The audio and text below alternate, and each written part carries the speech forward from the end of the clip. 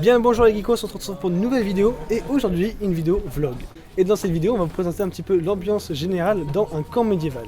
Donc l'idée du coup de cette vidéo c'est de vous présenter un peu les stands et que les personnes qui sont dans ces stands vous parlent un peu de l'univers médiéval. Il y aura aussi un peu de vidéos de combat, des vidéos de nous en costume. Donc voilà, j'espère que ça va vous plaire et c'est parti.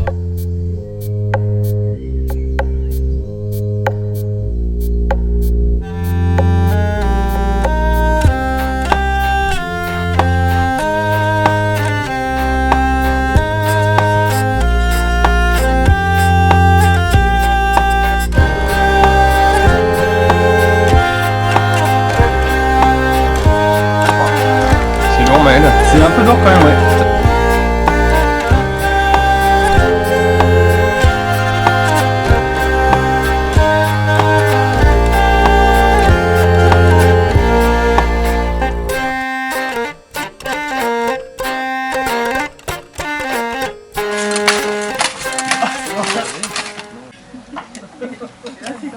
Bon, tu vas bien? Oh. Salut le public. Prêt? Ouais.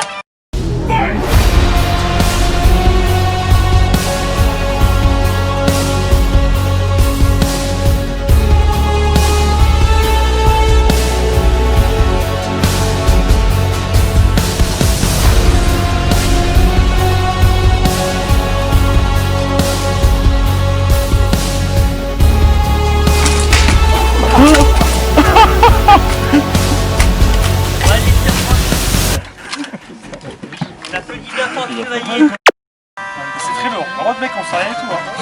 Il y a juste au niveau du genou, alors j'ai eu peur mais ça va. Tu as évité des coups dans la tête ou pas? Oui, bah oui. C'est vrai? Ouais. J'ai rien senti.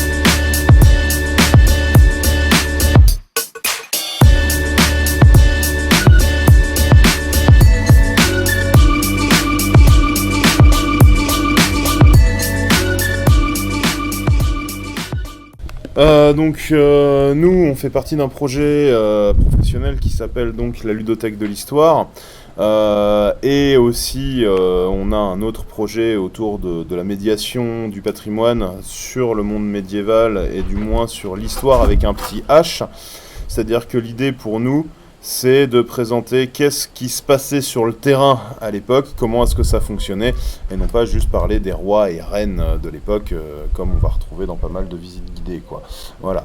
Donc là, la ludothèque de l'histoire, c'est un exemple type, c'est ce qu'on a autour de nous, qui sont des jeux dans l'histoire. Alors certes, on est sur un site médiéval, donc on a sorti des choses aussi qui sont médiévales, mais le jeu, il faut se dire qu'on commence à avoir des sources de jeux de plateau dès la fin de la préhistoire, jusque nous, là, on travaille jusqu'au 18e siècle à peu près. Oui, voilà. Sur les jeux que nous avons ici, on va présenter pas mal de petites choses parce qu'il y a plein de jeux qui sont encore connus pour certains, ou du moins il y en a qui vont créer des choses que tout le monde connaît. Par exemple, un jeu de dames, bah, certes, il a des ancêtres, qu'est-ce que c'est que ces ancêtres, et ainsi de suite. D'accord.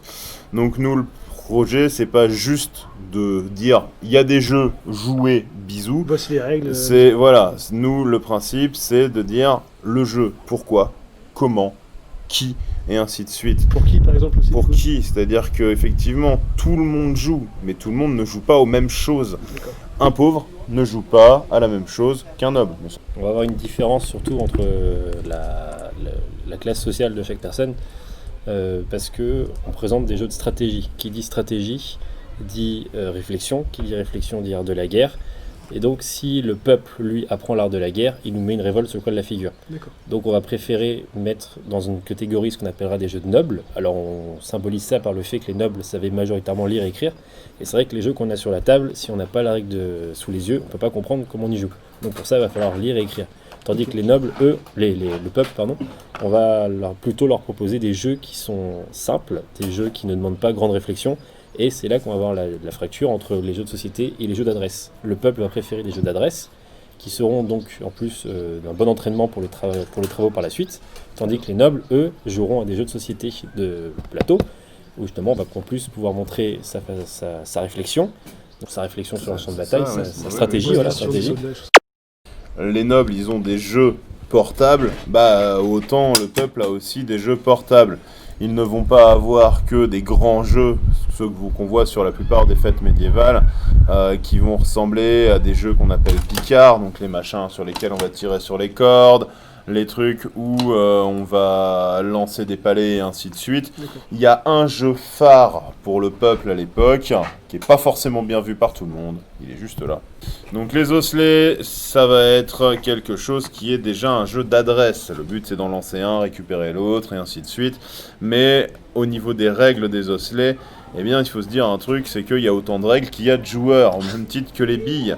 Les billes, aujourd'hui, on a des personnes qui viennent en disant mais j'y ai joué quand j'étais petit, et à chaque fois je les arrête en disant vous pouvez me rappeler les règles.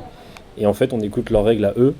Et 20 minutes plus tard, quelqu'un va me dire oh, j'ai joué quand j'étais petit, c'est quoi vos règles? Et les règles n'ont strictement rien à voir. C'est toujours une idée d'adresse en jetant un en l'air. Ouais. Mais après, on a tous les enchaînements possibles. Il faut rattraper, il faut faire quelque chose, il faut faire une pirouette arrière. Enfin bref, D'accord. il y a vraiment toutes les Ok. options qui viennent.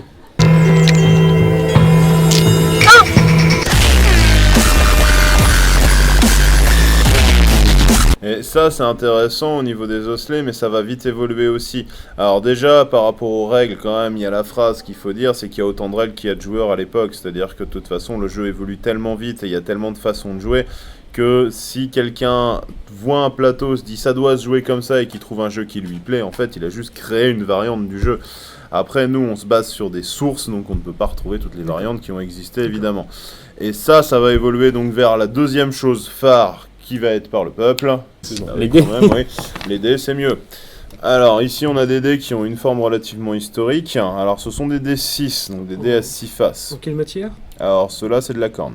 D'accord. Après, les dés, il va en exister dans toutes les matières différentes, et il va en exister aussi avec des faces différentes. Là, on est sur du 6.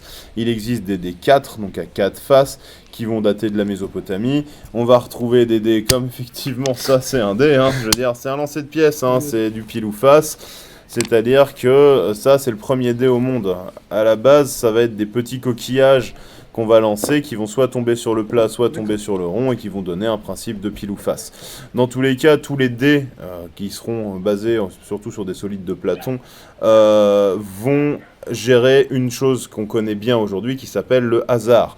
Sauf que le hasard, à l'époque, c'est pas que c'est interdit, c'est que le hasard, déjà, le mot n'existe pas, et juste le fait de lancer un dé, bah, c'est pas avoir un chiffre au hasard, c'est remettre la décision au dieu. Donc, D'accord, ok. c'est pas quelque chose de très très bien vu à tous les coups. Et Ah oui, en c'était plus, mal vu, même bah, si- c'est pas forcément bien vu. Alors, tant qu'on en fait du divinatoire, pourquoi pas. Mais le problème, c'est que la plupart des jeux de dés, C'était pour si l'argent. c'est pour le peuple, ça devient effectivement des jeux d'argent. Et donner la parole au dieu pour savoir si je vais gagner ou pas de l'argent, déjà ça c'est pas forcément cool. Et puis quand on sait que les seigneurs romains, certains dépensaient jusqu'à 20 000 sesterces de perte au jeu Ça correspond de dés, ça correspond à beaucoup trop. beaucoup trop. Voilà. Ah, d'accord. Et voire même peut-être beaucoup trop. L'idée c'est que derrière, ceux qui gèrent la religion, ils vont se dire si nos seigneurs ils font ça, quel exemple ils donnent? Donc ils vont essayer d'interdire les jeux de dés. Depuis l'époque grecque quand même, il y a une tonne de traités qui ont été passés pour dire les jeux de dés il faut pas, c'est pas bien, bou, sauf que tout le monde a besoin de jouer de l'argent, surtout le bas peuple parce que de l'argent il y en a besoin, et de toute façon le dé, il y a aussi une addiction à ça. C'est-à-dire les seigneurs, s'ils jouent, c'est parce qu'il y a un côté grisant. C'est ce qu'on appelle de la pathologie du jeu, tout simplement. Ouais, ok. Et le truc, c'est que ça va perdurer. Et donc l'église, en plus de voir ces gens qui perdent de l'argent, c'est aussi un péché. Donc forcément, eux aussi, ils vont continuer à passer des tonnes de traités, sauf qu'il n'y en a aucun qui marche. Et les dés vont être remplacés donc à la toute fin du Moyen-Âge par autre chose qu'on connaît bien, qui sont les cartes. En fait, tant qu'on n'a pas inventé l'imprimerie, des cartes, on n'en a pas. Du moins, il n'y a que les riches, très riches qui en ont. Mais on en a, mais voilà, ça c'est coûte les riches, vraiment très la riches peau des qui en fesses, ont. Il faut que ce soit fait à la main. Elles sont toutes écrites à la main et peintes à la main. Donc vous imaginez l'horreur. Alors qu'au fur et à mesure, forcément, s'il y a l'imprimerie qui se déclenche, on va pouvoir baisser de la catégorie sociale, jusqu'à ce que ça arrive dans les mains des classes moyennes, jusqu'à arriver dans les basses classes. Voilà.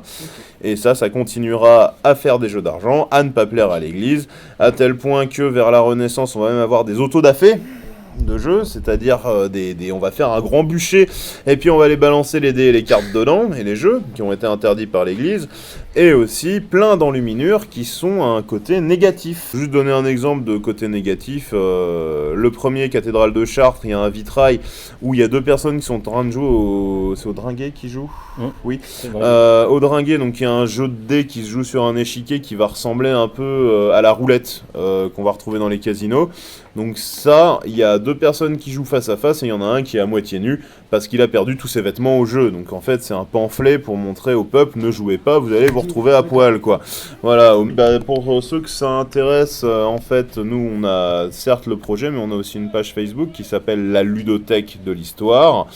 Et la ludothèque de l'histoire, en dessus, on va y mettre un peu toutes les sources dont on a parlé. On retrouvera les enluminures, on retrouvera les vitraux et tout ça. Et aussi les jeux qu'on présente avec quelques-unes de leurs règles. Après, nous, le but, encore une fois, c'est de pouvoir faire de la pédagogie autour. Donc il ne faut pas hésiter, on travaille avec les collèges, avec les centres de loisirs, les musées et tout ce qui s'ensuit, quoi. Voilà, pour pouvoir faire de la pédagogie autour de ça. Ok, Voilà. super, merci beaucoup. Génial, merci. J'espère que cette vidéo vous aura plu. Si jamais c'est le cas, lâchez un pouce bleu ou non, d'ailleurs si ça vous a pas plu. Si jamais vous avez besoin de renseignements, tout est mis dans la description, donc tous les liens de chaque personne que vous avez vu dans les stands. Donc j'espère que ça vous a plu, puis à une prochaine vidéo.